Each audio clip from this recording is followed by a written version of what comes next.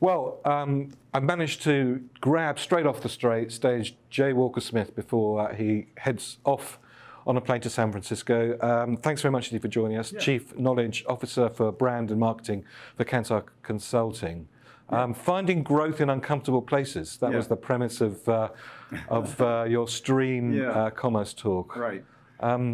Why do we need to find growth in uncomfortable places? Is growth impossible to find anywhere else? Well, if you look at the history of big incumbent brands around the world here over the last 6 or 7 or 8 years, what you find is that a lot of these companies have been struggling to find growth in their traditional kinds of markets, and they have then found themselves kind of surrounded by lots of smaller competitors that are kind of, nibbling away at them from the edges. And they're comfortable doing business in some of these places that are outside the traditional comfort zone. So yes, I think there is an imperative, particularly for big established businesses, to learn how to do business in places that don't really fit their traditional business model or run counter to some operating principles that they've thought of. And the economics in particular are very uncomfortable for a lot of these big brands. A lot of these little startups have been able to use business models and find capital to create their opportunities in the marketplace. They have not had to worry about traditional barriers to entry. And so these big brands are really faced with the prospect of having to learn how to find growth in these kinds of uncomfortable places. But I suppose traditionally, those big brands sort of wait until the upstarts get to a reasonable size and then they just buy them. Is that a model that's not available? So that model is available to them, and there are a lot of big companies that are doing that. They're buying up a lot of these smaller businesses in the marketplace, trying to create a footprint there.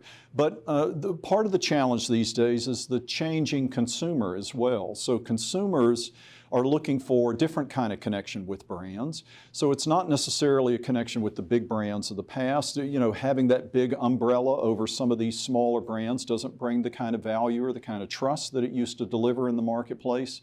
And so sometimes these big brands that buy a lot of these smaller startups find it hard to retain the kind of connection with consumers that these smaller businesses had. The other challenge here is just an economic challenge. A lot of times when you buy these little startups, you suddenly discover they're not necessarily profitable. Yeah. And also they're very expensive. And they are very expensive, particularly in today's marketplace.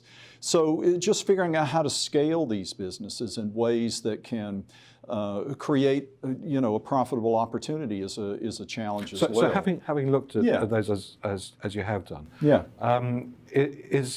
are there strategies that now look like they're the winning strategies? Is it about bringing the businesses into the organizations, or actually is it keeping them well outside of the organizations? What's the winning strategy? Well, there are a lot of principles involved in trying to do business in some of these ways. So we kind of summarize it at Kantar Consulting under the moniker whole demand, WHOLE.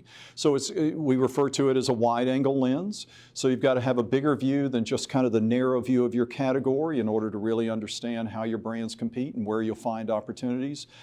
You've got to humanize your connection with both consumers and with your employees. You've got to optimize, not simply to drop profit down to the bottom line. You've got to optimize to free up resources to make some of these investments. You've got to become more learning-centric, which means you've got to be willing to test and fail. You've got to be willing to do things at a more rapid pace. And finally, you've got to be much more experience-centric. I think one of the interesting things that we've run across in the last 18 months is a piece of research done by McKinsey, where they looked at the increase in spending over the last several years in the consumer economy, and the fastest growing part of the consumer economy is spending on experiences. I'm sure we all look at our expenditure and think, actually, that's true. Yeah. So what is it? Right.